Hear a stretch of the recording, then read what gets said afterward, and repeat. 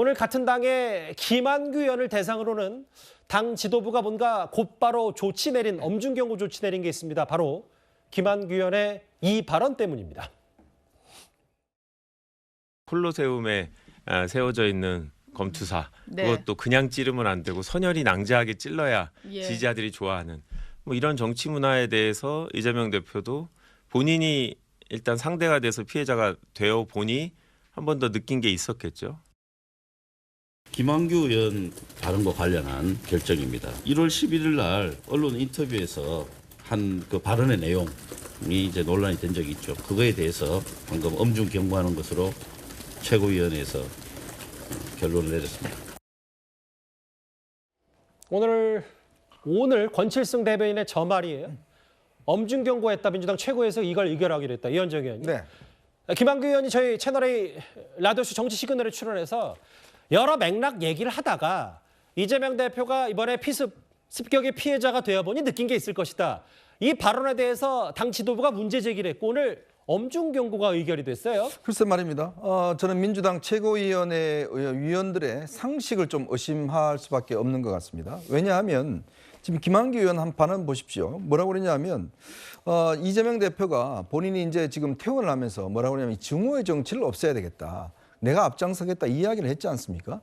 자, 그동안 이 민주당이 보면 개딸 전체주의라고 그래서 이런 어떤 일방적인 팬덤 정치 뭐 이런 것들이 문제가 됐잖아요. 또 그걸 부추기는 문화가 있었고 또 그런 것들이 어떤 당내에 만연해 있던 그런 상황이었는데 그러니까 김한규 의원 입장에서 보면 자, 이재명 대표의 그 말 자체를 이제 인용을 한 겁니다. 본인이 증오의 정치를 없애겠다고 이야기하니 이번에 본인이 직접 당해보니까 그것에 이 현상이 정말 뼈저리구나 심각하구나 느꼈을 것이다. 그 이야기를 한 거 아니에요?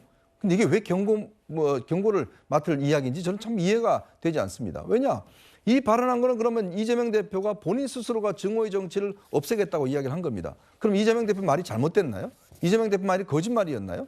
그러니까 그러놓고 지금 이 김한규 의원은 이 피해자가 되면은 왜냐 우리가 모든 사안도 그렇지만 본인이 직접 피해자가 돼 보면 이렇게 정말 심각하구나 나를 이렇게 이 테러를 하는 거 보니까 이런 문화가 많구나 그런 걸 느끼는 거 아니겠어요? 그거를 지금 제3자가 그럴 것이다라고 이야기를 한 것인데 무슨 이분이 비하를 했습니까? 아니면 못할 이야기를 했습니까? 아니면 이재명 대표 테러를 잘 당했다고 이야기를 했습니까? 전혀 그렇지 않는 것인데 그런 것들을 우리가 한번 다시 되새겨보자 이런 이야기를 하는 것인데 이런 이야기조차도 민주당에서는 경고맞을 이야기라고 그러면 그럼 무슨 이야기를 해야 되죠? 그럼 이재명 대표가 이야기했던 증오의 정치를 없애겠다는 이야기는 다 거짓말이었나요? 제가 민주당 최고위원들한테 그걸 한번 묻고 싶습니다. 지금 이제 김한규 의원의 SNS 조금 전에 이런 일이 반복되지 않도록 발언에 주의하겠습니다. 죄송합니다. 깊이 사과드린다는 SNS도 올렸고 제가 방송 전에 직접 이 문제의 당사자인 김한규 의원과 통화를 해보니까 저 SNS 내용 그대로다. 본인이 좀 부주의했다. 겸허하게 당 지도부의 엄중 경고 의견을 받아들이겠다. 저한테 이렇게 직접 김한규 의원이 이런 얘기를 했어요. 근데 박원석 의원님, 이 징계로 가는 흐름을 보면 이렇더라고요. 주말 새 또 공교롭게도 현근태 부원장이 속해 있는 이른바 친명 원외 조직, 국회의원 아닌 이른바 친명 조직에서 같은 당 의원의 입에서 나온 말이라고는 도저히 믿어지지 않을 지경이다. 김남국 의원 코인 사태 때도 비판에 동조했었다. 김한규 의원이. 이게 마치 그냥 표면적으로 봤을 때는 친명 원외 조직에서 뭔가 목소리를 키워서 당 지도부의 누군가가 아까 동아일보 보도를 보니까 정청래 의원이 김한규 의원 징계해야 된다고 목소리를 높인 모양인데 그리고 또 일사천리로 징계가 진행되는 모양새 좀 어떻게 판단하세요? 그러니까 일종의 이제 검열이 작동하고 있는 거죠. 민주당 내에서 저 민주당 혁신행동이나 혹은 더민주혁신회의 같은 원외의 친명 조직들이 민주당 정치인들의 발언을 일일이 다 검열했다가 본인들이 생각하는 기준에 맞지 않으면 그걸 정치적으로 공격하고 또 그런 강성 지지층의 목소리에 반응하는 당 지도부가 그걸 공식적으로 문제 삼아서 저런 징계를 내리고 이게 계속 악순환처럼 반복되고 있는 게 아닌가 싶은데요. 그러니까 정당이라는 거는 큰 틀에서 이념과 가치, 철학, 정책을 공유하는 집단이긴 하지만 그렇다고 해서 정당 내부에 다양하고 자유로운 의견이 봉쇄된다면 그 정당은 사실은 죽은 정당이라고밖에 볼 수 없거든요. 지금 민주당 내의 최대의 문제점이 전 저게 아닌가 싶어요. 큰 틀에서 민주당이 지금까지 지켜왔던 가치, 철학, 명분, 뭐 정책 이런 것들을 공유하더라도 당 운영에 대해서는 리더십에 대해서는 다양한 비판과 생산적인 토론과 이게 진행이 돼야 되는데 리더십에 대해서 이재명 대표에 대해서 그 어떤 비판도 봉쇄해 놓는다면 과연 그걸 민주적인 정당이라고 할 수 있느냐 그런 면에서 지금 저 민주혁신행동과 같은 저런 그 일종의 검열은 민주당이라는 그 대한민국 제1당의 경쟁력을 높이는 게 아니고 오히려 경쟁력을 줄이고 총선을 더 위태롭게 만드는 그런 행동이라고 보입니다. 근데 이제 제가 상상력을 좀 발휘해 보자면 이건 어디까지나 가정인데 현근택 변호사 관련해서요. 설전 변호사님. 오늘 저 이재명 대표도 피해자가 돼 보니까 느낀 게 있을 것이다라는 표현과 그리고 그 해당 문자 지난주에 한창 정치권을 뜨겁게 했던 퇴원 직후에 뭐 부산 민심 얘기했더니 일단 이재명 대표 그건 즉답 없이 현근택은 어느 정도로 할까요? 총선 못 나가는 컷오프 대상 돼야 되지 않나고 했다가 이재명 대표가 너무 심한 거 아닐까 했더니 그러면 엄중 경고. 정성 의원이 엄중 경고로 술 낮췄잖아요. 네. 현근택 변호사 부원장을 두 사람 대하러 따지면 엄중 경고고 김한규 의원도 이번에 당 지도부에서 엄중 경고고 이거 어떻게 바라보십니까?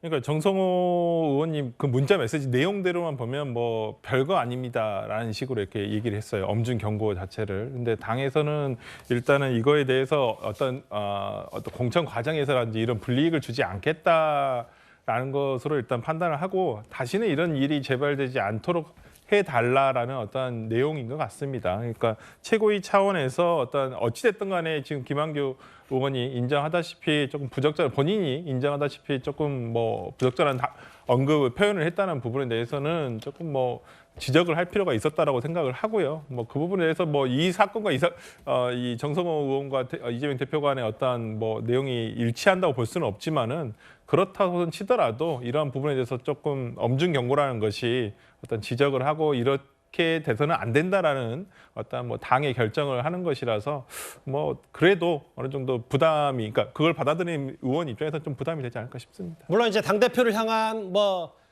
친명계에서 막말이라고까지 표현하는 김한규 의원의 발언과 현근택 변호사가 부원장이 술자리에서 했던 이른바 성희롱 발언을 절대 비교할 수는 없어요. 다만 근데 둘 다 이제 엄중경고가 되면 어떤 쪽 가까운 사람은 봐주고 혹은 먼 사람은 더 강력한 징계를 곧바로 하는 거 아니냐 이런 정도의 내용들은 민주당 내에서 충분히 나올 수 있는 건 아닌지 어떻게 판단하십니까? 그렇죠. 아무래도 그냥 우리 국민들이 봤을 때에도 현근택 변호사가 이야기한 내용은 이것은 범죄거든요. 범죄가 가능성이 굉장히 높습니다. 하지만 지금 김한규 의원이 한 얘기는 본인이 실언을 했다라고 이야기를 하고 전체적인 맥락으로 봤을 때는 이게 과연 징계를 받을 만한 일인가라는 생각이 좀 의구심이 드는 거죠. 근데 지금 물론 정성호 의원이 여기서 엄중 경고라고 이야기를 제안을 한 것이지 여기에 대해 현근택 변호사에 대해 엄중 경고로 결과가 나온 것은 아닙니다. 물론 하지만, 그렇습니다. 네, 확정된 건 지금, 당연히 아니죠. 예, 물론 민주당이 뭐 아무리 이재명 대표 사당화가 되어 있다고 해도 이 문자 메시지만 보고 이재명 대표가 그냥 엄중 경고로 끝내자라고 할 것까지는 보이지 않는데요. 예. 어쨌든 성희롱이라는 거, 이 형사적으로 범죄가 되는 것과 단순한 실언을 같은 차원으로 놓고서는 징계를 한다. 이것은 자기 사람 감싸기라는 내용에서 그런 지적에서 벗어날 수가 없을 것 같고요. 그리고 또 현근택 변호사 같은 경우에는 2차 가해 논란이 지금 굉장히 커지지 않습니까? 이런 부분이 있어서 결과적으로 현근택 변호사에 대해서는 과연 정성호 의원이 제안한 대로 엄중 경고로 끝날 것인지 더 이상의 징계가 나올 것인지 좀 지켜봐야 될 것 같습니다. 박용진 의원 말을 인용하면 결국 핵심은 친명 봐주기 공천 논란 그렇게 될 수밖에 없는 거 아니냐. 현근택 부원장, 현근택 변호사가 이재명 대표 측근이라 지금 쳐낼 수 없는 분위기 아니냐. 이런저런 얘기도 흘러나옵니다. 현근택 부원장은 작년 이른바 쌍방울의 대북 송금 의혹과 관련된 재판을 받고 있는 이화영 전 무지사 변호를 맡았다가 재판 기록 유출 혐의까지 받았었습니다. 저는 이제 검찰이 왜 이러는지 잘 이해를 못하겠습니다. 본인들이 어쨌든 사업이었다는 거고요. 쌍방울이 뭐 자체적으로 북한과 계약을 하고 협약을 맺고 해서 투자하고 거기에다가 뭐 지급한 돈이다. 경기도와는 관계없다. 이화영 부지사도 아는 내용이 없다. 기본적인 입장은 동일합니다. 앞서는 뭐 성희롱성 논란과 관련된 인물, 뭐 정봉주 전 의원과 뭐 강의원 의원 그리고 현근택 변호사까지 포함해서 저희가 한 묶음으로 그래픽을 만들었다면 이번엔 좀 다른 포인트예요. 그러니까 이재명 대표와 가까운 이른바 친명 리스크의 인물들을 저희가 논란거리 모아봤습니다. 이현정 의원님. 네. 정의찬 특보도 당에 이의 제기했다가 결국 출마를 포기했어요. 이 고문치사 사건 가담자 논란이 더 커지면서. 그리고 오늘이었습니다. 자괴감 때문에, 성희롱 자괴감 때문에 음주운전했다. 사실 이것도 또 그 해명도 논란이었던 강의현 당대표 특보도 오늘 출마를 포기했는데, 물론 윤리감찰 중이니까 현근택 부원장에 대한 징계가 어떻게 날지 좀 더 지켜보긴 해야 되는데, 이 두 사람은 출마를 포기했다. 현근택 부원장 건은 좀 시간이 걸리는 겁니까? 뭐 조금의 걸릴 가능성이 있습니다. 왜냐, 이재명 대표 본인이 정말 이 병상에서 그 어떤 이 치료를 하는 와중에도 바로 문자를 보낸 첫 번째 메시지가 바로 이 현근택은요라는 것이지 않습니까? 그만큼 본인에게는 중요한 인물이다는 의미겠죠. 그렇기 때문에 아마 이 징계는 윤리감찰을 해서 뭐 좀 시간이 걸릴 것 같습니다. 어쨌건 여야를 떠나서요, 정당이라고 하는 것은 우리 국민들에게 결국 공공선을 이루기 위한 하나의 어떤 목표인데요. 그러면 그 목표를 이루기 위한 그 사람들도 우리 국민의 어떤 눈높이와 도덕적, 윤리적 기준이 어느 정도 있어야 되는 거 아니겠습니까? 자, 그런데 지금 정의찬 씨라든지 강의원 씨라든지 이런 분들이 저는 국회의원을 하겠다고 나서는 것 자체가 저는 상당히 부적절하다고 봅니다. 뭐 이런 분들이 그냥 생활하면 문제가 없겠지만, 이런 분들이 정치를 한다? 거듭 이야기 말씀드리지만 정의찬 씨 같은 경우는 예전에 학생운동 시절에 정말 이종건 씨 고문치사 사건에 연루됐던 인물입니다. 자, 그리고 강의원 씨도 마찬가지로 한총련 5기 의장을 했습니다. 자, 그때도 또 이런 고문치사 사건이 벌어진 때였습니다. 본인들이 공적 영역에 나오기는 부적절한 인물들이었죠. 근데 이재명 대표는 이 두 사람을 특보로 임명했습니다. 특보란 게 뭐겠습니까? 특별보좌관입니다. 예. 특별한 보좌관들이에요. 그러니까 본인 옆에서 정말 최측근으로서, 특히 더민주혁신회의 사무총장도 했고 이재명 대표의 어떤 최전선에서 소위 뭐 이런 전위대처럼 역할을 한 분 아니겠습니까? 만약 이런 논란이 없었다면 이분들은 아마 이번에 국회에 들어왔을 겁니다. 다들 호남 쪽에 공천을 받으려고 그랬거든요. 자, 그런데 이제 문제는 논란이 커지고 저희 언론에서 이 문제를 계속 부각하니까 결국은 이제 공천 불출마하는 그런 상황이 됐는데, 지금 현근택 부원장도 마찬가지입니다. 자, 최소한 물론 뭐 이재명 대표가 지금 여러 가지 수사도 받고 있고 재판도 받고 있다고 해서 당의 전체적인 도덕적 수준이 떨어졌다, 이런 지적은 받고 있지만 그래도 지금 제1당이지 않습니까? 그리고 국민들로부터 많은 지지를 받고 있는 정당입니다. 예. 그렇다면 그 정당에서 국민들에게 자, 이 사람을 좀 찍어 주십시오라고 내놓는 인물이 그래도 우리 기본적인 평균적인 도덕적 기준에 맞아야 되는 거 아니겠습니까? 그런데 그렇게 예전에 성비위 사건으로 고생하고 그 논란을 불러일으켜 놓고 또 이제 와서 비슷한 이 전력이 있는 사람들을 또 공천해서 찍어달라고 이야기하는 거는 국민을 무시하는 거 아닌가요? 제가 좀 덧붙이자면, 일단 앞서도 말씀드렸다시피 이 현근택 부원장의 성희롱 의혹은 당사자들끼리 합의 중이기 때문에 좀 더 지켜봐야 된다. 혹은 윤리감찰 부분이 아직 남아있기 때문에 여러 절차를 좀 지켜봐야 된다라는 얘기인데, 근데 일단 오늘 내년 총선, 올 총선, 4월 총선 출마를 포기한 강의원 특보 얘기까지 불거지면서 박용진 의원 말 맞다라, 뭔가 한동훈 위원장이었으면 즉각적으로 조치했을 거다라는 이 비명적 당 비주류의 목소리가 점점 비판 목소리 커지는 것 같습니다. 또 하나 더 있죠.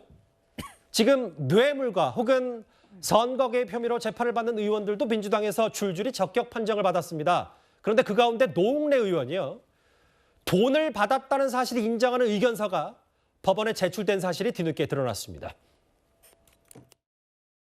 노웅래 의원이 청탁을 받고 돈을 받는 현장이 고스란히 녹음되어 있는 녹음 파일이 있습니다. 돈 봉투 부스럭거리는 소리까지도 그대로 녹음되어 있습니다. 뭐저 이상한 소리가 자꾸 들리는데, 이 김남국 의원 돈 봉투 받는 소리 같은데. 이재명 대표와 김남국 의원이 시트콤 비슷한 걸 했었죠. 돈 봉투 부스럭 어쩌고 하면서요. 정작 노웅래 의원은 그 부스럭거리는 시기에 돈을 받은 건 맞다고 본인 스스로 법원에 제출했고요. 그런데 그럼에도 불구하고 민주당은 노웅래 의원을 공천 적격이라고 얘기했고요. 제가 제안한 금고 이상 유죄 확정 시 세비 반납을 반대하는 민주당 입장대로라면 세비를 다 그대로 받게 될 겁니다. 해도 너무한다라고 생각하실 것 같습니다. 저희가 준비한 화면에서 본 그 내용 쭉 그대로예요. 과거에 이런 돈 봉투 부스럭거리는 소리라고 해서 최고위원회 때 이런 농담 섞인 말과 당대표 김남국 의원이 얘기했었는데 이렇게 시트콤을 하더니 정작 농내 의원은 그 시기에 돈 받은 건 맞다고 제출했다. 그럼에도 민주당은 공천 적격을 했다. 이 얘기인데 일단 논란의 중심에 있는 농내 의원의 설명과 해명을 좀 들어봐야죠. 강지연의 변호사님. 네. 돈을 받은 건 맞는데 불법 정치 자금이 아니라 후원금 성격이었다라고 하는데 이걸 법적으로 어떻게 해석하면 되겠습니까? 본인은 500만 원씩 해서 돈을 받았고 후원금으로 처리를 할 수 있었는데 실수로 후원 처리를 하지 않았다라는 식으로 지금 뇌물이 아니다라는 식으로 주장을 하고 있는 상황입니다. 그런데 여기에 대해서 기본적으로 전체 돈을 했을 때 6천만 원 정도로 알려져 있는데요. 국민의 눈높이에서 이게 과연 맞는 해명인가? 지금 이러한 내용을 본인 당시에 돈을 받은 것은 맞다라는 것이 법원에 변호인 의견서로 제출이 되어 있다는 것이 최근 밝혀졌습니다. 예. 그렇다면 일단은 돈은 받았다는 것이고 그것이 뇌물이냐 아니냐에 대해서 제가 보기에는 변명스러운 이런 이야기들을 하고 있습니다만 지금 문제는 노웅래 의원이 이번에 민주당 검증위 과정에서 공천 적격자로 결정이 되어버렸다는 것이죠. 근데 거기에 대해서도 생각을 해보면은요. 예전에 노웅래 의원에 대한 체포동의안 의결 과정에서 예. 한동훈 당시 법무부 장관이 나와서 돈 봉투를 받는 부스럭거리는 소리까지도 녹음이 되어 있다라는 이야기를 했었습니다. 그랬더니 이재명 당대표는 그거를 희화화해서 그거를 김남국 의원 이게 무슨 소리지? 김남국 의원 돈 봉투 받는 소리 아닌가? 이러한 농담 섞인 이야기를 한다는 거예요. 이렇게 커다란 사건인데요. 돈 봉투를 받은 것에 대해서 민주당에서 얼마나 쉽게 생각을 했느냐 이거를 볼 수 있었던 부분이라고 생각을 합니다. 예. 결과적으로 근데 문제는 이번에 검증위 과정에서도요. 법원에 이거 돈 받은 것을 인정하는 의견서가 제출이 되었다는 것이 모두가 다 알고 있음에도 불구하고 예. 노웅래 의원에 대해서 검증위에서 적격 판정을 하다 보니까 이게 친명 의원으로서 받아주는 것이 아니냐. 내 사람에 대해서만 챙겨주는 것이 아니냐라는 말이 안 나올 수가 없는 것이죠. 이런 것은 국민의 눈높이에도 맞지 않고 저는 국민의 힘의 눈높이에도 맞지 않는 부분이라고 생각을 합니다. 다만 이게 민주당의 눈높이에 맞는 것인가 봐요. 그러니까 거기에 대해서 굉장히 국민들이 의문을 가지고 이게 과연 정식 그 공천 과정에서도 이게 그대로 끝날 것인지 뭐 경선 과정을 거치게 될지 그런 것들을 봐야 되겠습니다만 모두가 다 지켜보고 있다. 그리고 이게 나중에 노웅래 의원이 여기에 대해서 유죄 판결을 받는다면요. 만약에 다음번에 또 의원으로 재선이 된 뒤에 유죄 판결을 받으면 거기에 대한 정치적인 부담은 이재명과 이재명 당 지도부에게 오롯이 돌아올 것이라고 봅니다. 물론 뭐 노웅래 의원의 주장은 영수증 처리 가능한 합법적인 정치 자금 성격 500만 원 한도 내에서 받은 거다. 이렇게 추가로 계속 노 의원 측은 설명하고 있거든요. 근데 다음 화면을 좀 보면 이런 것 같아요. 오늘 민주당 지도부 가운데 한 명인 서영교 최고위원은 이거 노웅래 의원 아무리 뭐 뒤늦게 물론 뭐 합법 정치 자금이라 하더라도 돈 받은 사실 뒤늦게 알려졌다고 하더라도 이거는 정치 탄압으로 봐서 검증을 통과했다 이런 설명을 했는데요. 설전 변호사님. 네. 사실 노웅래 의원 국회로 체포동의안 넘어왔을 때가 바로 이재명 대표 첫 번째 체포동의안 표결 직전에 노웅래 의원 건이어서 당시 노웅래 의원이 국민의힘에서 비판할 때 이거 이재명 대표 덕 본 거 아니냐. 이재명 대표 체포동의안 부결시키려고 노웅래 의원 바로 직전 것도 부결시킨 거 아니냐 이런 얘기가 있었는데 글쎄요. 저 돈 봉투를 이걸 윤석열 정권의 정치 탄압으로 봐서 검증 통과했다고 봐도 되는지 어떻게 판단하세요? 그러니까 저는 이 부분과 관련해 가지고는 서영교 의원이 정치 탄압이기 때문에 예를 들어 검증 통과다라고 말씀하시기보다는 지금 특별당규에 보면 총선 22대 총선을 대비한 특별당규에 보면 적격 심사 기준과 부적격 심사 기준이 있습니다. 그 기준에 따라서 지금 노웅래 의원과 정봉주 의원 같은 경우에는 지금 거기에 해당 사항이 없어요. 그러니까 이런 부분 등은 지금 우리가 짚어져 있는 부분 등은 공관위에서 공천관리위원회에서 이 부분 정무적인 판단을 하게끔 돼 있거든요. 그렇기 때문에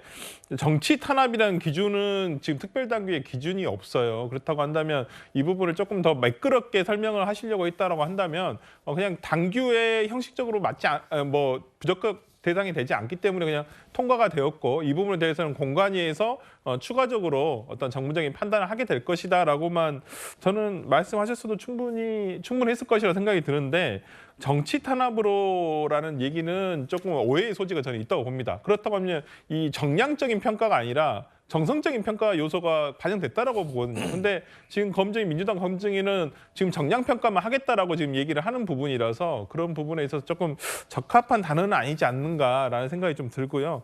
어쨌든 간에 지금 뭐 공관위에서 아직 남은 심사가 남아 있기 때문에 이 부분과 관해서 뭐 아예 공천이 확정됐다, 경선에 뭐 들어간다라는 것은 아니기 때문에 조금 더 두고 볼 일이다. 저는 그렇게 봅니다. 이재명 대표와 가까워서 혹은 이재명 대표 때문에 총선을 앞두고 공천 검증 작업이 문턱이 낮아졌거나 혹은 소홀해지는 거 아닌지 이런저런 얘기들이 지금 민주당 내에서 비명계 쪽에서 많이 흘러나오고 있거든요. 이제 뭐 비명계 많지 않습니다만 알겠습니다.